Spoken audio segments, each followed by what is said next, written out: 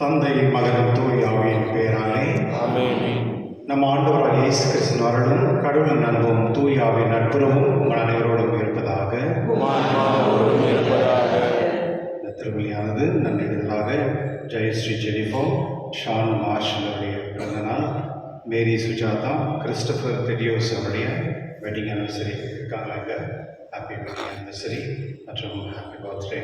மரித்த father Clement Frank, father ஐசா Wilson Antony அவருடைய ஆன்மாவுக்காக தன்னுடைய ஒப்புக்கப்படுகின்றது.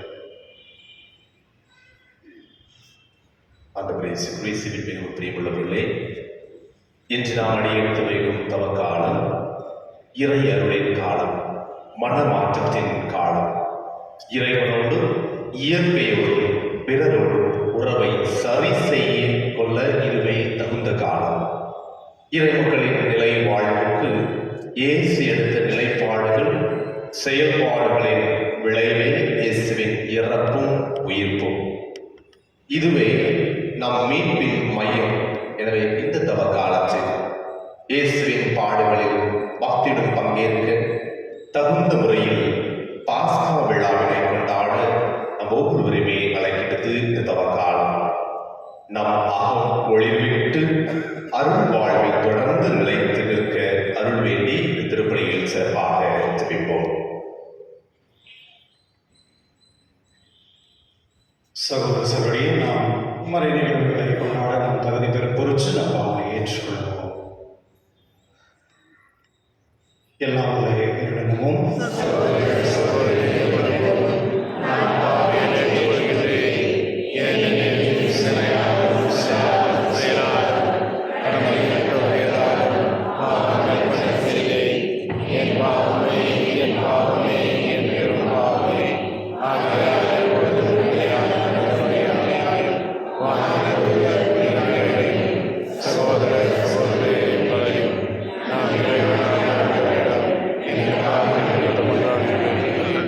எல்லாம் இறைவன் நம்மை இறக்கம் வைத்து நம் பாவனை மன்னித்து நம்மை நிலைவாழ்வுக்கு அழைத்து செல்வதாக.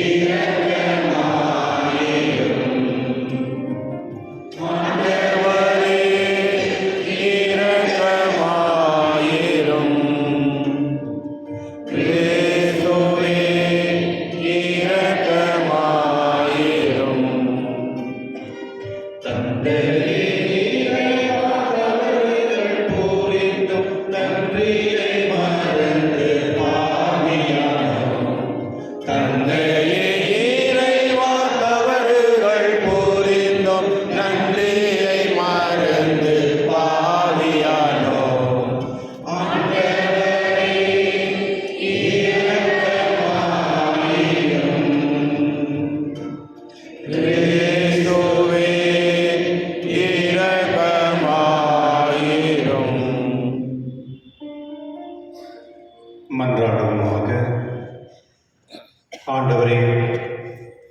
புனித நோன்புகளின் வழியாக கிறிஸ்து வாழ்வின் போராட்டத்தை தொடங்க எங்களுக்கு உதவியருளும். அதனால் ஆன்மீக தீமைகளுக்கு எதிராக நாங்கள் போரிட்டு தன்னடக்கத்தின் உதவியால் காக்கப்படுவோமாக. உம்முடைய தூய ஆவியார் ஒன்றிப்பில் இறைவனாய் என்றென்று வாழ்ந்து ஆட்சி செய்கின்றீர்கள் ஆண்டவரும் உம் திருமகனாக இயேசு கிறிஸ்து வழியாக உம்மை மன்றாடுகின்றோம். ஆமென்.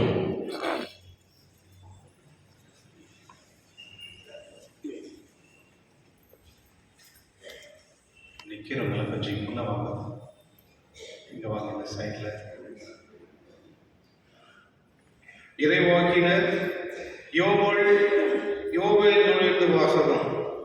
ஆண்டவர் கூறுகிறார், இப்பொழுதாவது உண்ணா நோம்பிருந்து அழுது புலம்பிக் கொண்டு உங்கள் முழு இதயத்தோடு என்னிடம் திரும்பி வாருங்கள். நீங்கள் உங்கள் உடைகளை கிழித்துக் கொள்ள வேண்டாம், இதயத்தை கிழித்துக் கொண்டு உங்கள் கடவுளாகிய ஆண்டவரிடம் திரும்பி வாருங்கள். அவர் அருள் நிறைந்தவர், இரக்கம் மிக்கவர், நீடிய பொறுமையுள்ளவர், பேரன்பு மிக்கவர், செய்ய கருதிய தீங்கை குறித்து மனமாறுகின்றவர். ஒருவேளை அவர் தம் மனதை மாற்றிக்கொண்டு உங்கள் கடவுளாகிய ஆண்டவருக்கு தானிய படையல்களையும் நீர்ம படையல்களையும் நீங்கள் அளிக்குமாறு உங்களுக்கு ஆசை வழங்குவார். இதை யார் அறிவார்? சீயோனில் எக்காலம் ஊதி எச்சரியுங்கள், புனிதமான உண்ணா நோம்புக்கென நாள் குறியுங்கள், வழிபாட்டு பேரணியை திரட்டுங்கள், மக்களை திரண்டு வரச் செய்யுங்கள், புனித கூட்டத்திற்கு ஏற்பாடு செய்யுங்கள், முதியோரை கூடி வரச் செய்யுங்கள், பிள்ளைகளையும் பால் குடிக்கும் குழந்தைகளையும் ஒரு சேர கூட்டுங்கள். மணமகன் தன் அறையை விட்டு வெளியேறட்டும், மணமகள் தன் மஞ்சத்தை விட்டு புறப்படட்டும். ஆண்டவன் ஊழியர்களாகிய குருக்கள் கோவில் மண்டபத்திற்கும் பலிபீடத்திற்கும் இடையே நின்று கொண்டு அழுத வண்ணம், ஆண்டவரே, உம் மக்கள் மீது இரக்கம் கொள்ளும், உமது உரிமை சொத்தை வேற்றினத்தார் நடுவில் நிந்தைக்கும் பழி சொல்லுக்கும் ஆளாகாதீர் என சொல்வார்களாக. அவர்களுடைய கடவுள் எங்கே என வேற்றினத்தார் கூறவும் வேண்டுமோ? அப்பொழுது ஆண்டவர் தம் நாட்டின் மேல் பேரார்வம் கொண்டு தம் மக்கள் மீது கருணை காட்டினார். ஆண்டவர் வழங்கும் அருள்வாக்கு. இறைவாக்கு நன்றி. பதிலுரை பாடல் பல்லவி. ஆண்டவரே இரக்கமாயிரும், ஏனெனில் நாங்கள் பாவம் செய்தோம். ஆண்டவரே இரக்கமாயிரும், ஏனெனில் நாங்கள் பாவம் செய்தோம். கடவுளே, உமது பேரன்புக்கு ஏற்ப எனக்கு இரங்கும், உமது அளவற்ற இரக்கத்திற்கேற்ப என் குற்றங்களை துடைத்தருளும். என் தீவனை முற்றிலும் நீங்கும்படி என்னை கழுவி அருளும், என் பாவம் அற்றுப்போகும்படி என்னை தூய்மைப்படுத்தருளும். ஆண்டவரே இரக்கமாயிரும், ஏனெனில் நாங்கள் பாவம் செய்தோம். ஏனெனில் என் குற்றங்கள் நான் உணர்கின்றேன், என் பாவம் எப்போதும் என் கண்முன் நிற்கின்றது. உமக்கு எதிராக நான் பாவம் செய்தேன், உன் பார்வையில் தீயது செய்தேன். ஆண்டவரே இரக்கமாயிரும், ஏனெனில் நாங்கள் பாவம் செய்தோம். கடவுளே, தூயதோர் உள்ளத்தை என்னுள்ள படைத்தருளும், உறுதி தரும் ஆவியை, புதுப்பிக்கும் ஆவியை என்னுள்ளே உருவாக்கியருளும். உமது முன்னிலையில் இருந்து என்னை தள்ளிவிடாதேயும், உமது தூய ஆவியை என்னிடமிருந்து எடுத்து விடாதேயும். ஆண்டவரே இரக்கமாயிரும், ஏனெனில் நாங்கள் பாவம் செய்தோம். உம் மீட்பின் மகிழ்ச்சியை மீண்டும் எனக்கு அளித்தருளும். தன்னார்வம் மனம் தந்து என்னை தாங்கியருளும். என் தலைவரே, என் இதழ்களை திறந்தருளும், அப்போது என் வாய் உமக்கு புகழ் சாற்றிடும். ஆண்டவரே இரக்கமாயிரும், ஏனெனில் நாங்கள் பாவம் செய்தோம்.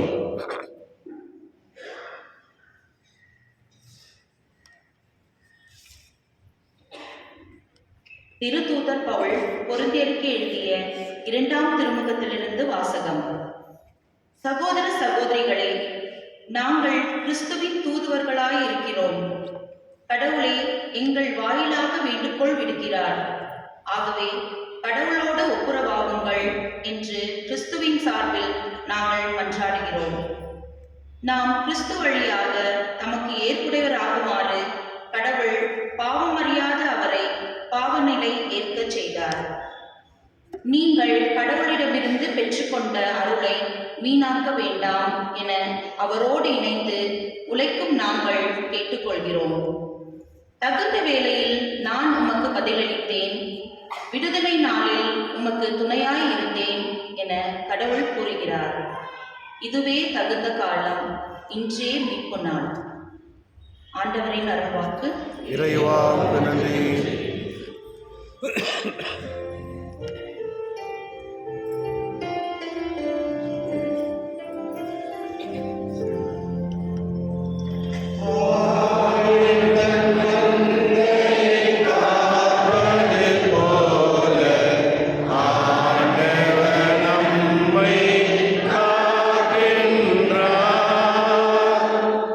உங்கள் இதயத்தை கடினப்படுத்திக் கொள்ளாதீர்கள், மாறாக ஆண்டவரின் குரலை கேட்பீர்களாக.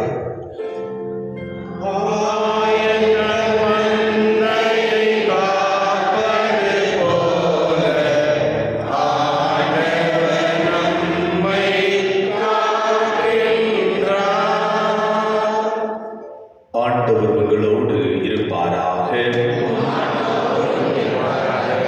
மத்தேயு எழுதிய தூய நற்செய்தியிலிருந்து வாசகம். ஆண்டவரே மாற்றி உமக்கு. அக்காலத்தில் இயேசு தம் சீடரை நோக்கி கூறியது, மக்கள் பார்க்க வேண்டுமென்று அவர்கள் முன் உங்கள் அறச்செயல்களை செய்யாதீர்கள். இதை குறித்து நீங்கள் எச்சரிக்கையாய் இருங்கள். இல்லையென்றால் உங்கள் விண்ணக தந்தையிடமிருந்து உங்களுக்கு கைமாறு கிடைக்காது. நீங்கள் தர்மம் செய்யும் போது உங்களை பற்றி தம்பட்டம் அடிக்காதீர்கள். வெளி வேடக்காரர் மக்கள் புகழ வேண்டும் என்று தொழுகை கூடங்களிலும் சந்துகளிலும் நின்று அவ்வாறு செய்வர்.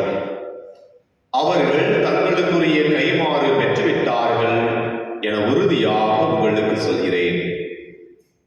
நீங்கள் தர்மம் செய்யும் போது உங்கள் வலக்கை செய்வது இடக்கைக்கு தெரியாதிருக்கட்டும்.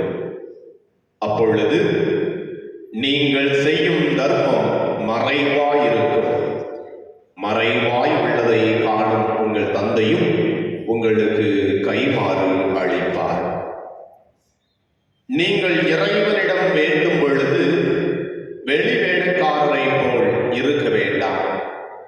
அவர்கள் தொழுகை கூடங்களிலும் வீதியோரங்களிலும் நின்று கொண்டு மக்கள் பார்க்க வேண்டும் என்று இறைவேண்டல் செய்ய விரும்புகிறார்கள்.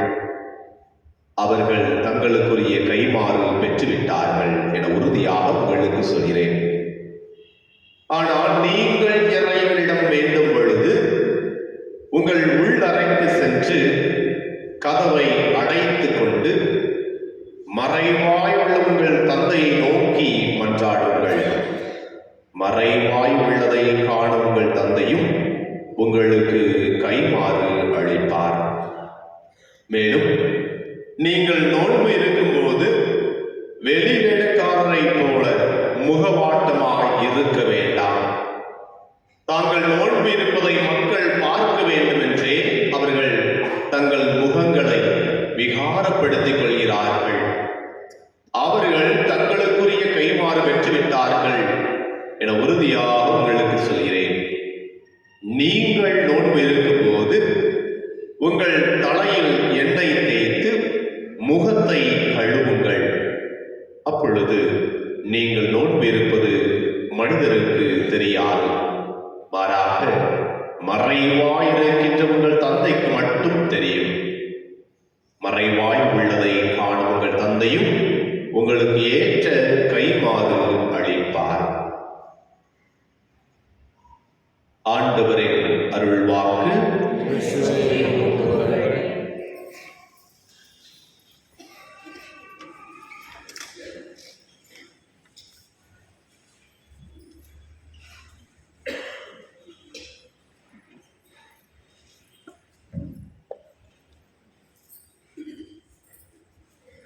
கிறிஸ்துவில் அன்பான சகோதர சகோதரிகளே, அவக்காலம் வந்து ஒரு அழகான ஒரு காலம். இந்த காலத்தில் வந்து நிறைய பூச்செடிகளெல்லாம் வந்து வளர்ந்து பூ பழங்கள் கொடுக்கக்கூடிய காலம் அப்படின்னு சொல்லுவாங்க. அதாவது லென்டன் அப்படின்னு சொன்னாலே ஆங்கிலத்தில் வந்து மெதுவாக அப்படின்னு சொல்ல பொருள்.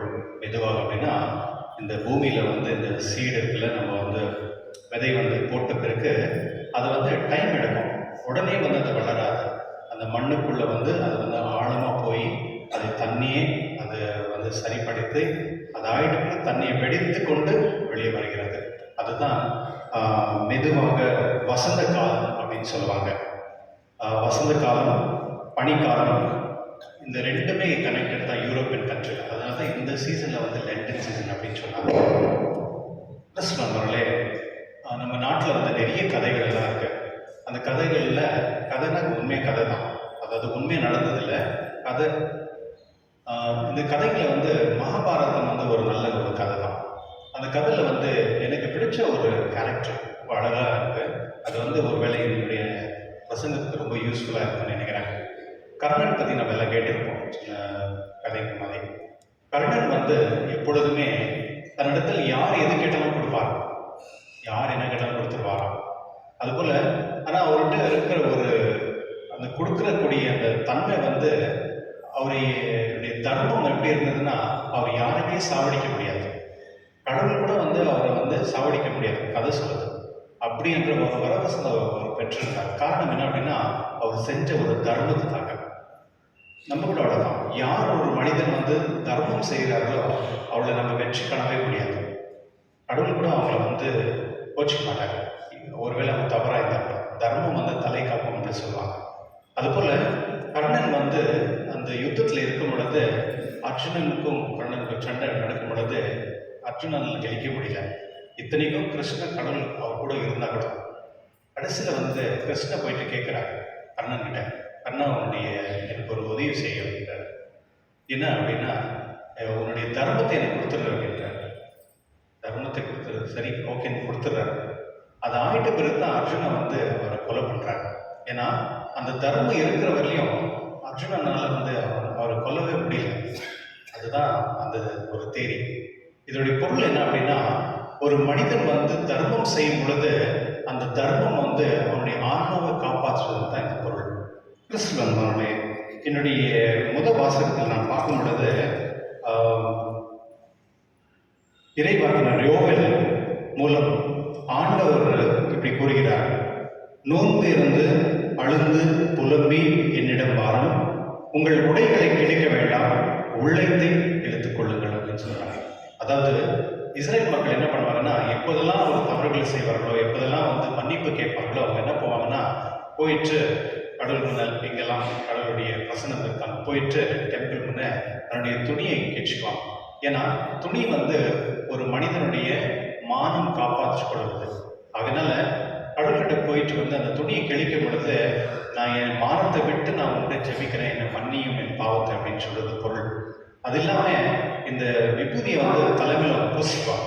ஏனெனில் அது ஒரு மண், அந்த மண்ணால் நான் இருக்கிறேன், அந்த மண்ணுக்கு சாதனம் நான் இருக்கிறதுனால நான் உன்னுடைய முன் நான் ஒரு மண்ணாக இருக்கிறேன் அப்படின்னு அந்த விபூதியை வந்து தலைமையில் பூசிப்பான், அப்படியே கொட்டிக்குவாங்க மேலே. அது மூலியமாக வந்து அவங்க பாவ பரிகாரம் செய்வாங்க. கிறிஸ்துவர்களே, ஆண்டவரின் ஊழியரான குருக்கள் பலிபீடத்திற்கு முன் நின்று ஆண்டவரை உம் மக்களுக்கு மீது இரக்கம் கொள்ளும் என்று சொல்வார்களாக. அதன் மூலம் தம் மக்கள் மீது கருணை காட்டினார் என்று கூறுகிறார் யோவேல் அப்படின்று முதல் வாசகம் சொல்கிறது.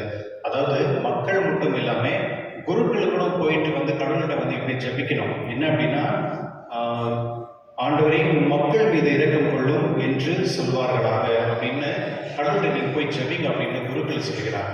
கிறிஸ்துவர்களே, லென்டன் சீசன் இந்த தவக்காலம் வந்து வெறும் மக்களுக்கு மட்டும் கிடையாது. பாண்டவர் கூட, பிஷப்புகள் கூட, குருக்கள் கூட.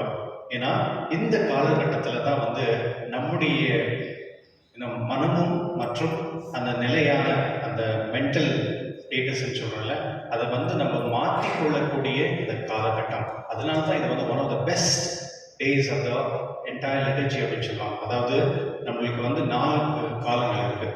பொது காலம், ஆகம காலம், தவக்காலம், அப்புறமா ஃபீஸ்ட்டுக்கும் கிறிஸ்மஸ் அந்த மாதிரி ஃபெஸ்டிவ் சீசன், இந்த மாதிரி இந்த எல்லாருடைய காலத்திலையும் வந்து இந்த தப காலம் தான் வந்து ரொம்ப முக்கியமான ஒரு காலம். ஏன்னா இந்த தப காலத்தில் வந்து என்னுடைய இதயமும் கடவுளுடைய இதயம் இணைக்கக்கூடிய அந்த தன்மை ஏற்படுகின்றது. மற்றும் என்னுடைய 2ஆம் வாசகம் பார்க்கும் பொழுது திருத்தூதர் பவுல் வந்து கூறுகிறார், இதுவே தகுந்த காலம், கடவுளோடு ஒப்புரவு ஆகுங்கள் அப்படின்னு. அதாவது கடவுளோடு இணைந்து ஒன்றாய் கலந்து உங்களுடைய வாழ்க்கையை புதுதான ஒரு வாழ்க்கையை தொடர்ந்து செல்லுங்கள் அப்படின்னு பவுல் சொல்கிறார். கிறிஸ்தவர்களே, என்னுடைய நற்செய்தி வந்து 3 விஷயங்கள் ரொம்ப அழகாக ஆண்டவர் இயேசு சொல்கிறார்.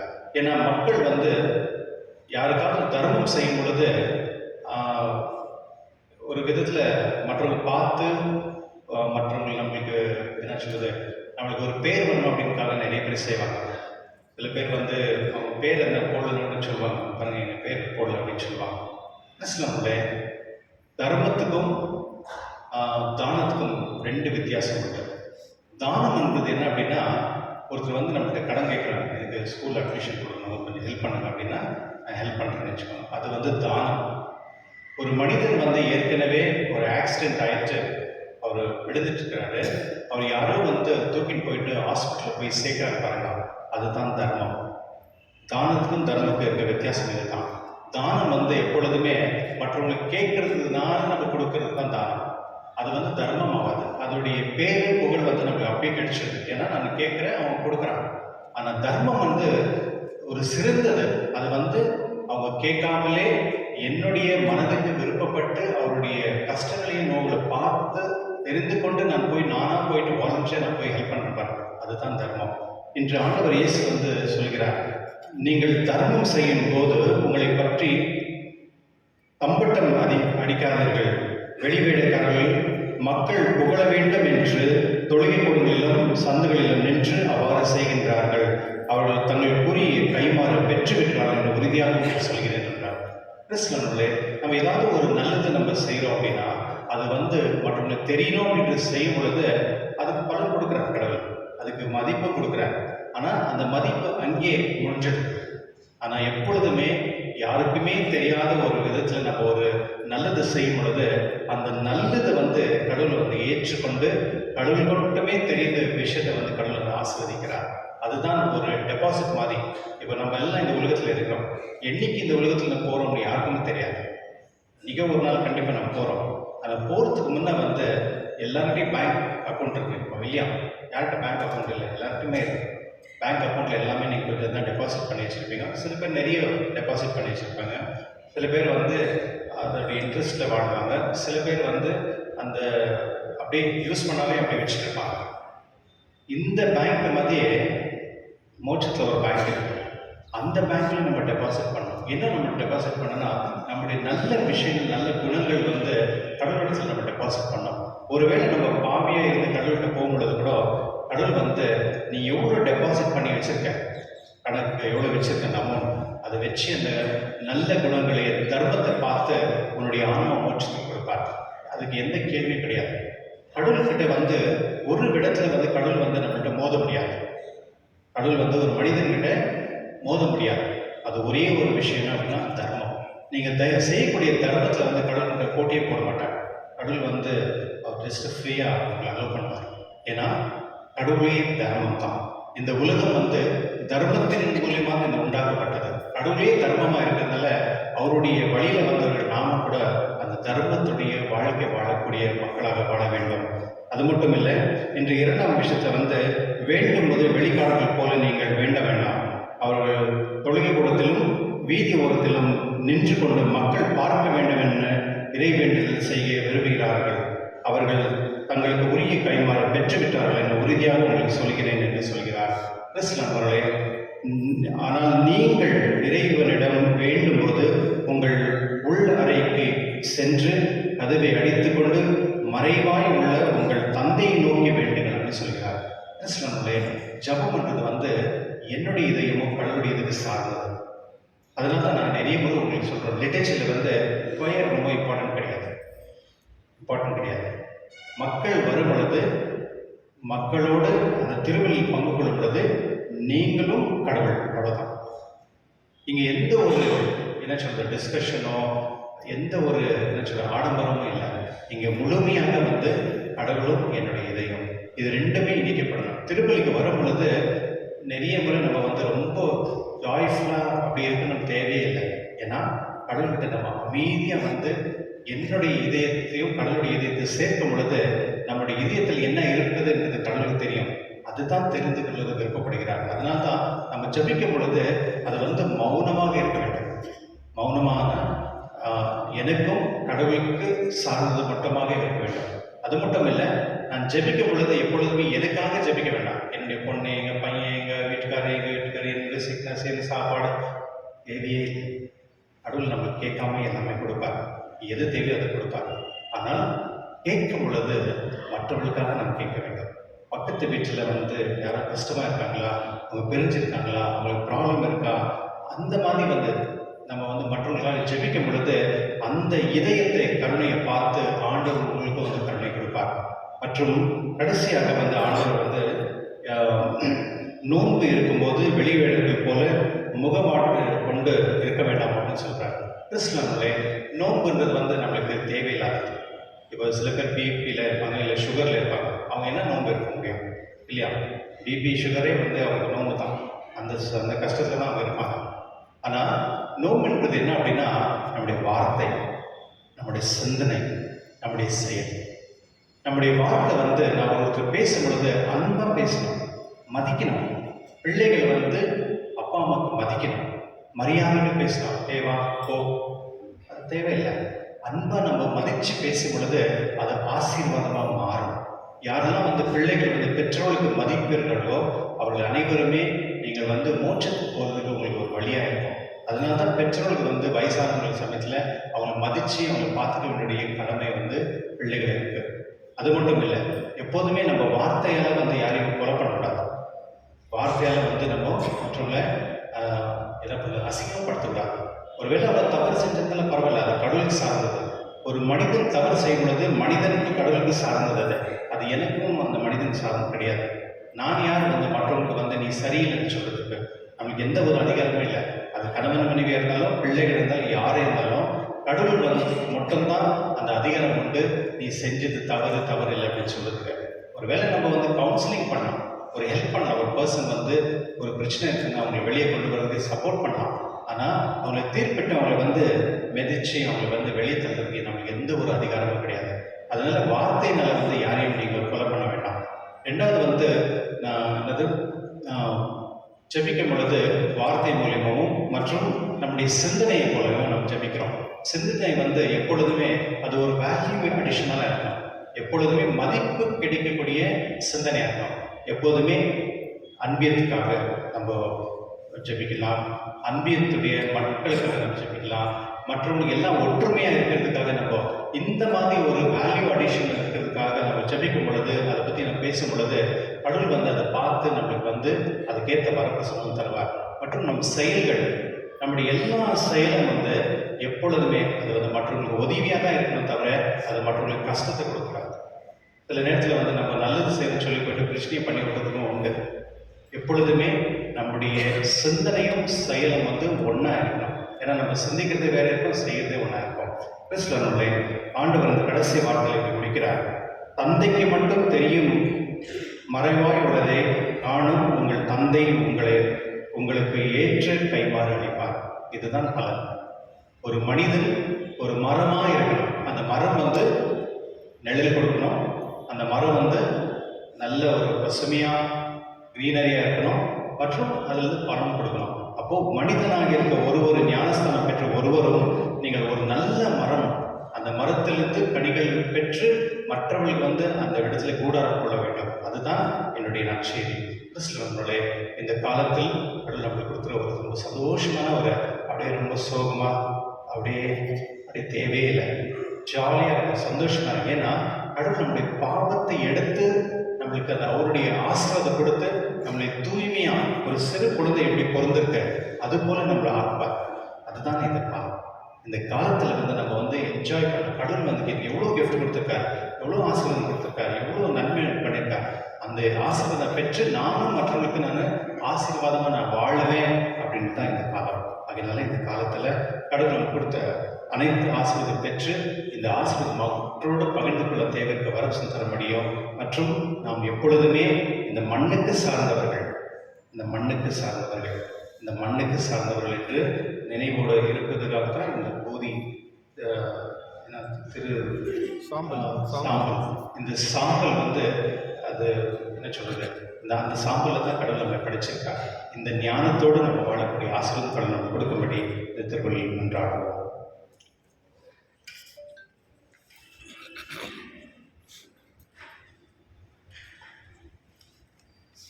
எழுந்து நிற்போம்.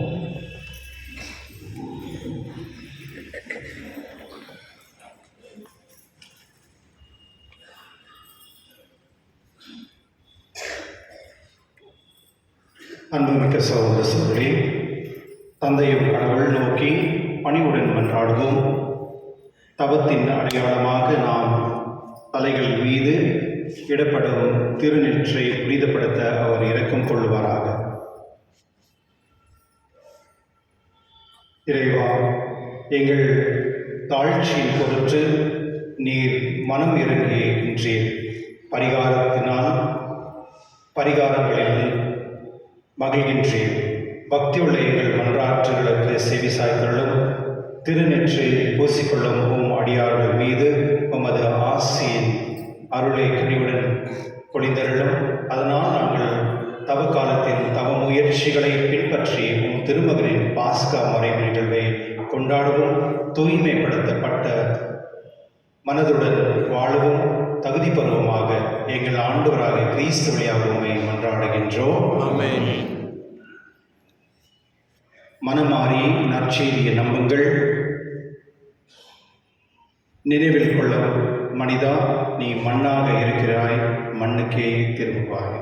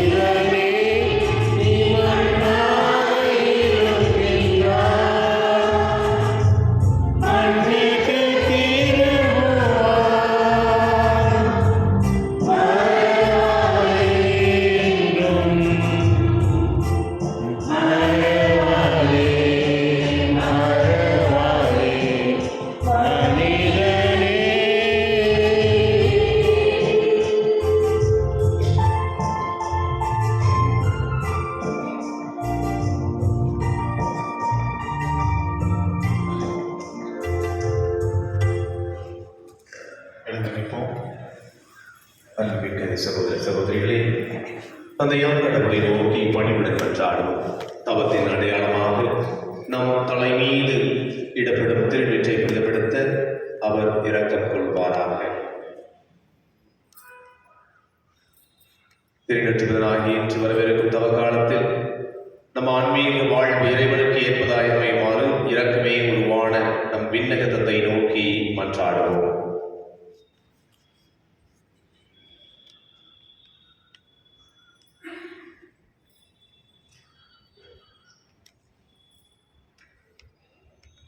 உங்கள் பதில்: ஆண்டவரே எங்கள் மன்றாட்டை கேட்டருளும். வார்த்தையான இறைவா, உமது இறைவார்த்தை பறைசாற்றி எங்களில் ஆன்ம தாகம் தீர்க்கும் எம் திருத்தந்தை லியோ, எங்கள் பேராயர், ஏன ஆயர்கள், குருக்கள், துறவியர் அனைவரையும் ஆசீர்வதித்து இவர்கள் உமது சாட்சியாய் தொடர்ந்து வாழ உடல் உள்ளம் சுகம் தர வேண்டும் என்று இறைவா உம்மை மன்றாடுகிறோம். நீதியின் உறைவிடமான இறைவா, எம் நாட்டு தலைவர்களும் சமுதாய தலைவர்களும் மக்களின் நலன் கருதி பல முன்னேற்பாடுகள் எடுத்து அவற்றை நிறைவேற்றவும் எமது நாட்டில் நீதி தழைத்தோங்கவும் வேண்டுமென்று இறைவா உம்மை மன்றாடுகிறோம். அருளின் ஊற்றான இறைவா, அருளின் காலத்தில் அடியெடுத்து வைத்திருக்கும் உமது பிள்ளைகளாகிய நாங்கள் எங்கள் பாவக்கட்டுகளிலிருந்து முழு விடுதலை பெற்று நிலைவாழ்வில் நிலைத்து நிற்க அருள் புரிய வேண்டும் என்று இறைவா உம்மை மன்றாடுகிறோம். விடுதலையின் நாயகனே இறைவா, உடல் மன வியாதிகளாலும் மேலும் பல்வேறு பிரச்சனைகளாலும் கட்டுண்டு கிடக்கின்ற உமது பிள்ளைகள் உமது இரத்தத்தினால் கழுவ பெற்று முழு விடுதலை பெற்ற மக்களாக வாழ கருணை காட்ட வேண்டும் என்று இறைவா உம்மை மன்றாடுகிறோம்.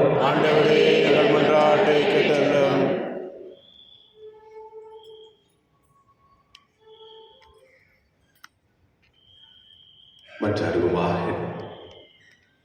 அனைத்தையும் மறைந்தவரான எல்லாம் உள்ள இறைவா, நாங்கள் முழுமனதோடு மன்றாடிய இந்த விண்ணப்பங்களையும் இன்னும் எங்கள் மனதில் பொதிந்துள்ள எண்ணற்ற தேவைகளையும் நிறைவேற்றி எங்களுக்கு நிறை வாழ்வு தந்திட வேண்டும் என்று எங்கள் ஆண்டவராகிய இயேசு கிறிஸ்து வழியாக உம்மை மன்றாடுகின்றோம். ஆமென்.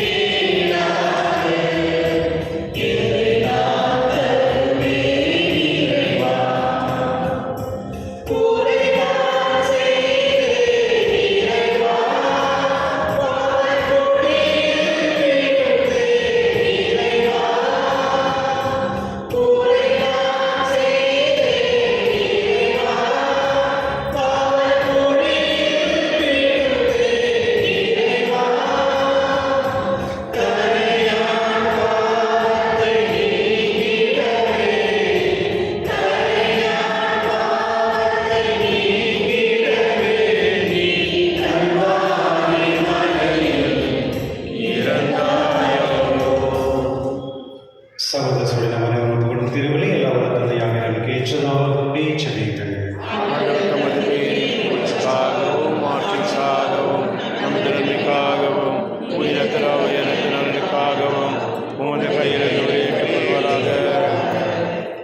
ஆண்டவரே, தவ கால தொடக்கமாக அமையும் இப்பலியை சிறப்பாக உமக்கு ஒப்புக் கொடுக்க உம்மை வேண்டுகின்றோம். தவ செயல்களிலும் பிறர் அன்புகளும்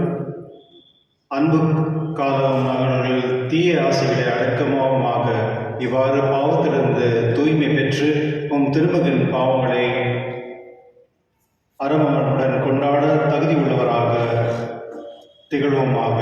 என்றென்று வாழ்ந்து ஆட்சி செய்கின்றவர் அவர் வழியாக உம்மை மன்றாடுகின்றோம். ஆண்டவர் உங்களோடு இருப்பாராக. இது எங்களை பேரடங்கள். நம் இறைவனாகிய ஆண்டவருக்கு நன்றி கூறுவோம். ஆண்டவரே, காலத்தில் உண்மை புகழ்ந்து ஏற்பது சிறப்பாக எங்கள் பாஸ்காவாய் கிறிஸ்து பலியான இக்காலத்தில் உண்மை இன்னும் மிகுதியாக வாழ்த்தி போற்றுவது மெய்யாகவே தகுதியும் நீதியுமாகும். எங்கள் கடமையும் மீட்பு கிறிஸ்தலமாகும். அவன் திருமதினை கிறிஸ்து எங்கள் மீது இரக்கம் கொண்டு எங்களை மீட்பதற்காக கண்ணியமிருந்து பிறக்க திருளுமானார்.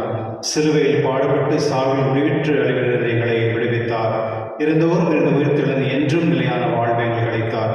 ஆகவே தூதராதி தூதரோடும் அரியணை செல்வோர் ஆட்சிபுரம் மற்றும் வானகசின் அணிகள் அனைவரோடும் சேர்ந்து நாங்கள் நமது மகிமையை புகழ்ந்து பாடி முடிவின்றி சொல்வதாவது: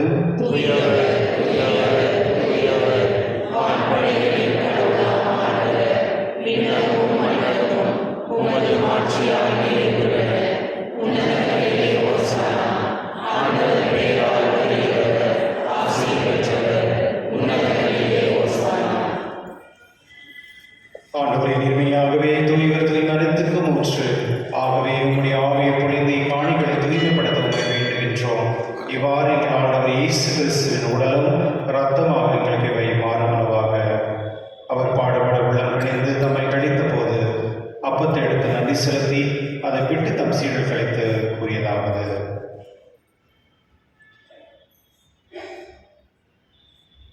அனைவரும் இதிலிருந்து பெற்று உண்ணுங்கள், ஏனெனில் இது உங்களுக்காக கையளிக்கப்படும் என் உடல்.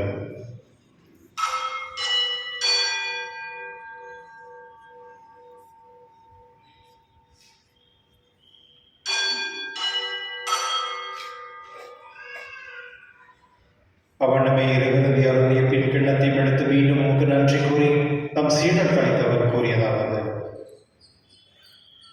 அனைவரும் இதிலிருந்து பெற்று பருங்கள், ஏன் இது புதிய நிலையான உடன்படிக்கைக்கு உரிய என் ரத்தத்தின் கிண்ணம்.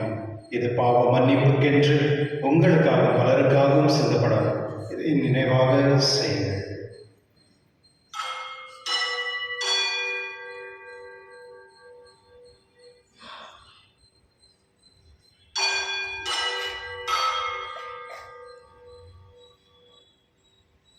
நம்பிக்கை மறைப்பொருள். ஆண்டவரே, நீர் வருமளவும் உமது இறைவனை அறிக்கை செய்கிறோம், உமது உயிர்ப்பை எடுத்துரைக்கிறோம். ஆகவே ஆண்டவரே, நாங்கள் கிறிஸ்துவின் இறைப்பையும் உயிர்ப்பின் நினைவு கூர்ந்து வாழ்வுடன் அப்பத்தை மீட்பளிக்கும் கிண்ணத்தையும் உமக்கு கொடுக்கின்றோம். உம் திருமண் என்று உமக்கு ஊழியம் புரிய தகுதியுடன் எங்களை ஏற்றுக்கொண்டீர். எனவே உமக்கு நன்றி செலுத்துகின்றோம். மேலும் கிறிஸ்துவின் உடலிலும் ரத்தத்திலும் பங்கு கொள்ளும் எங்களை தூயாவை ஒன்று சேர்க்க வேண்டும் என உங்களை தாழ்மையுடன் மன்றாடுகின்றோம்.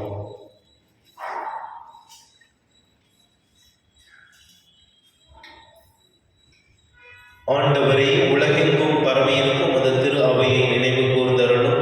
எங்கள் திருத்தந்தை லியோ, எங்கள் ஆயர் பீட்டர், துணை ஆயர்கள் சதீஷ்குமார், ஜோசப் சுசேநாதன், எல்லா திருநிலையினராகிய அனைவரோடும் உமது திரு அவை அன்பில் நிறைவு பெறச் செய்தருளும். மேலும் உயிர்த்தெழுவதன் நோக்குடன் துயில் கொள்ளும் எங்கள் சகோதர சகோதரிகளையும் இறந்தோர் அனைவரையும் இரக்கத்துடன் நினைவு கூர்ந்து உமது திருமுக ஒளியினுள் ஏற்றருளும். ஆண்டவரே, எங்கள் அனைவர் மீது இரக்கமாய் கடவுளின் கண்ணுத்தாயான மரியா, அவருடைய கடவரான யோசேப்பு, திருத்தூதர்கள், இவ்வுலகில் உமக்கு உகந்தவராய் இருந்தவராகிய அனைவரிடனும் நாங்கள் நிலைவு வாழ்வில் புகழ்வுள்ள தகுதி பெற்று உம் திருமகன் இயேசு கிறிஸ்து வழியாக உம்மை புகழ்ந்தேத்து மரமருள உம்மை மன்றாடுகின்றோம்.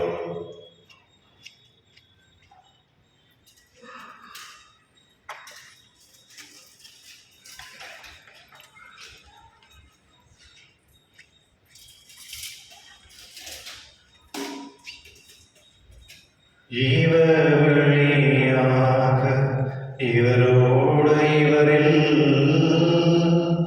எல்லாம் இறைவனாகிய தந்தையே, தூய ஆவியாரின் ஒன்றிப்பில் எல்லா புகழும் ஆட்சியும் என்றென்றும் உமக்கு உரியதே.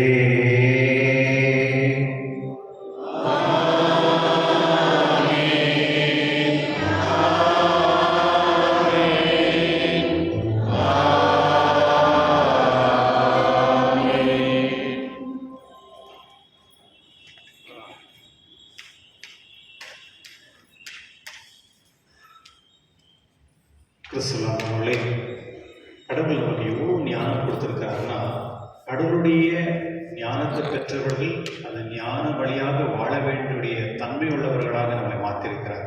அதனால தான் கடவுளுடைய நல்ல குணங்கள் கூட நம்ம இடத்துல இருக்கு.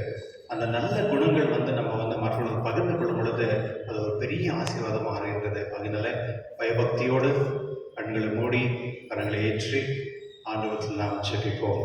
விண்ணுலகில் இருக்கிறேன், உமது பெயர் தூயதென போற்று வருக, உமது ஆட்சி வருக, உமது திருவிழாம் விண்ணுலகில் நிறைவேறுவது போல மண்ணுலகிலும் நிறைவேறுக. எங்கள் அன்றாட உணவை இன்று எங்களுக்கு தாரும். எங்களுக்கு எதிராக குற்றம் செய்வோரை நாங்கள் மன்னிப்பது போல எங்கள் குற்றங்களை மன்னியும். எங்களை சோதனைக்கு உட்படுத்தாதையும், தீமையிலிருந்து எங்களை விடுவித்தள்ளும். ஆண்டவரே, தீமையிலிருந்து எங்களை விடுவித்து எங்கள் வாழ்நாளில் அமைதியும் கண்ணியனாலும் மன்றாடுகின்றோம். உமது இறக்கத்தின் உதவியால் நாங்கள் பாவத்திலிருந்து இப்பொழுது விடுதலை பெற்று யாதொரு கலக்கமின்றி நலமாக இருப்போமாக. நாங்கள் எதிர்நோக்கிற்கு பேரின்பத்துக்காகவும் என் மீட்பராக இயேசு கிறிஸ்து வருகைக்காகவும் காத்திருக்கின்றோம். ஏனெனில் ஆட்சியும் வல்லமையும் ஆட்சியும் என்றென்றும் உமது. ஆண்டவரே இயேசு கிறிஸ்துவே, அமைதி உங்களுக்கு விட்டு செல்கிறேன், நான் அமைதி உங்களுக்கு அளிக்கின்றேன் என்ற உங்கள் திருத்தூதருக்கு மொழிந்தீரே. எங்கள் பாவங்களை பாராமல் உமது திருவையின் நம்பிக்கை கண்ணோக்கி உமது திருவிழத்திற்கு ஏற்ப அதற்கு அமைதி ஒற்றுமை அளித்திருவீராக. என்றென்று வாழ்ந்து ஆட்சி செய்கின்றவர் நீரே. ஆமென். ஆண்டவருடைய அமைதி உங்களோடு என்றும் இருப்பதாக, ஆன்மாவோடும் இருப்பதாக. ஒருவருக்கொருவர் அமைதியை பகிர்ந்து கொள்வோம்.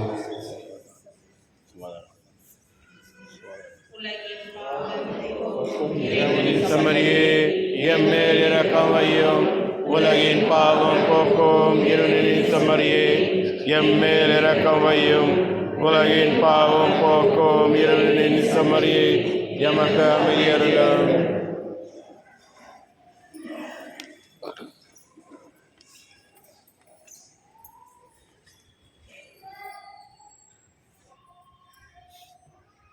இதோ இறைவன் செம்மறி, இதோ உலகின் பாவங்களை போக்குபவர், செம்மறின் விருதுகளை பெற்றோர் பெயர் பெற்றோர். என் ஆண்டவரே,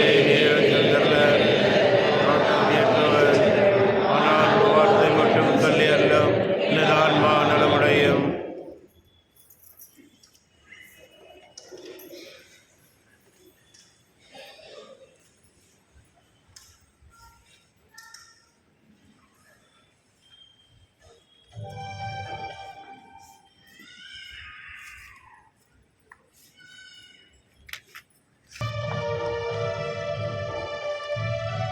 தவக்காலம் இது தவக்காலம், வாழ்வுகள் மலர்ந்திடும் அருட்காலம். தவக்காலம் இது தவக்காலம், வாழ்வுகள் மலர்ந்திடும் அருட்காலம்.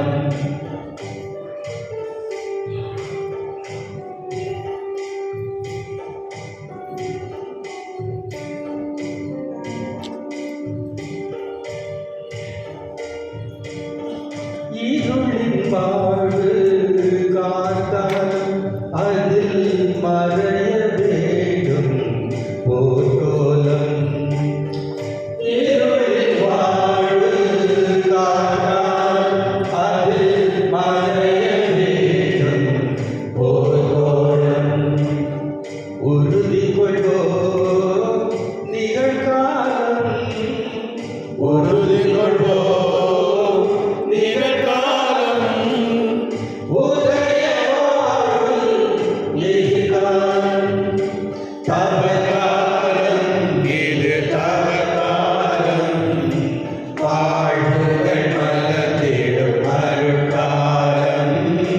தவக்காலம் இது தவக்காலம், வாழ்வுகள் மலர்ந்திடும் அருட்காலம்.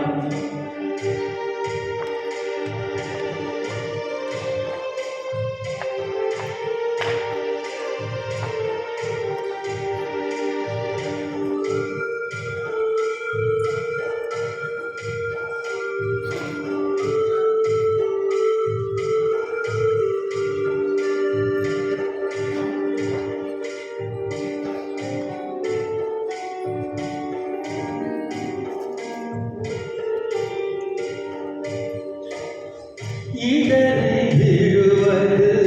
பலவீனம் அங்கு விழுந்து கிடப்பது மதியீனம் பலவீனம் அங்கு விழுந்து கிடப்பது மதியீனம் பாதை காட்டு கல்வாரி பாதை காட்டு கல்வாரி பயணம் செய்பவர் அறிவாரி தவக்காலம் நீடு தவக்காலம் வாழ்வுகள் மறந்திடும் அருட்காலம் தவக்காலம் நீடு தவக்காலம் வாழ்வுகள் மறந்திடும் அருட்காலம்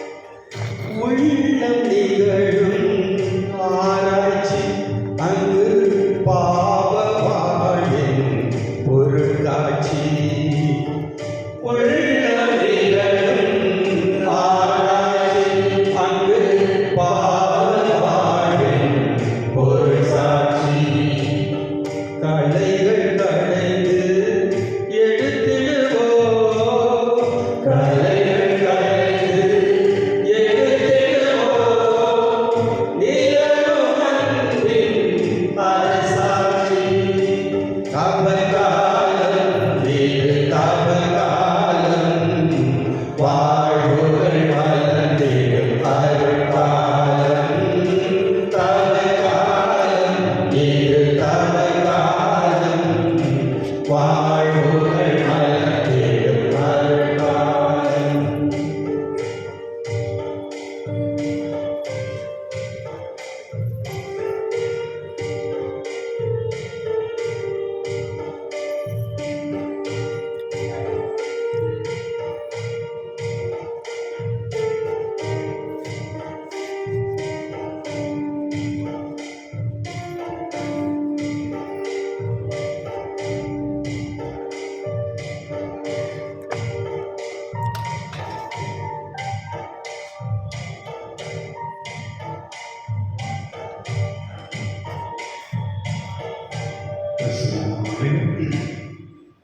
இந்த தவக்காலத்துடைய வாழ்த்துக்களும் ஆசீர்வாதங்களும் உங்களுக்கு ஏற்படுத்த இருக்கும்படி ஜெபிக்கின்றோம்.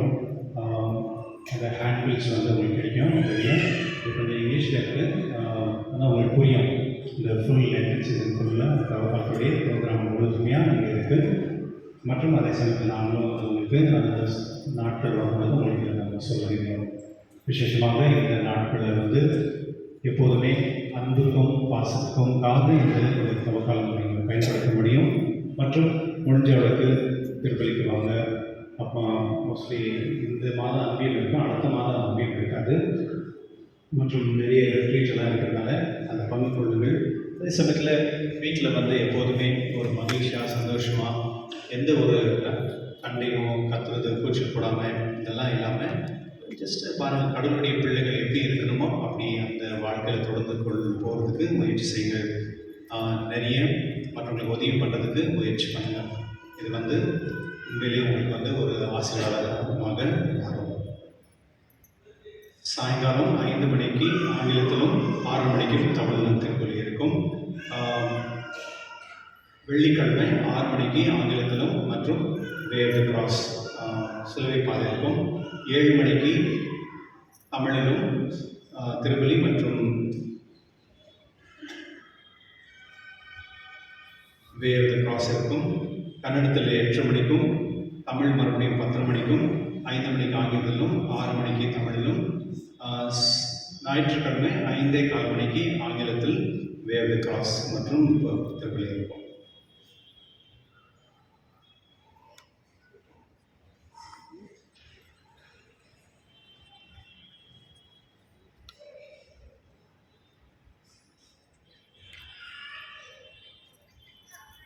10 மணிக்கு இன்று கன்னடத்தில் திருவிழா இருக்கும் மற்றும் 11 மணிக்கு திருவிழா இருக்கும். யாருன்னா வீட்டில் இருந்து சிக்க வர முடிஞ்சு அப்படின்னா அவங்களுக்காக நம்ம இந்த திருவிழையை ஏற்படுத்திட்டு இருக்கோம். 11 மணிக்கு தமிழ் திருவிழா இருக்கும்.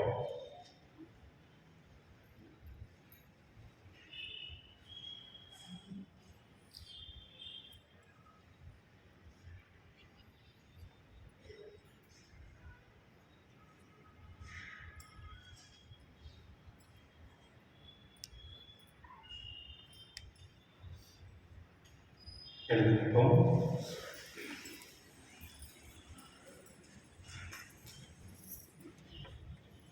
மன்றாடுவோமாக. ஆண்டவரே, இத்திருவிருந்து எங்களுக்கு உதவ வேண்டும் என உம்மை வேண்டுகின்றோம்.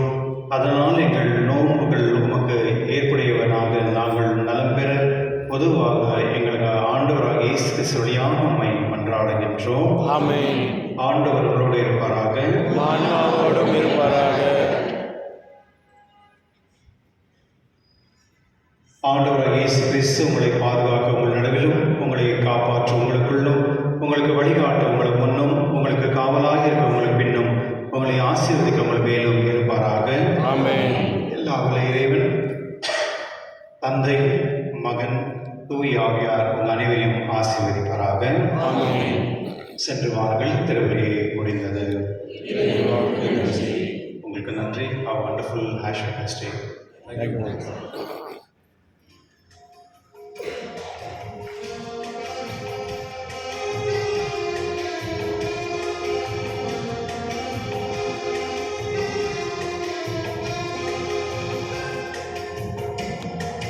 சிலுவை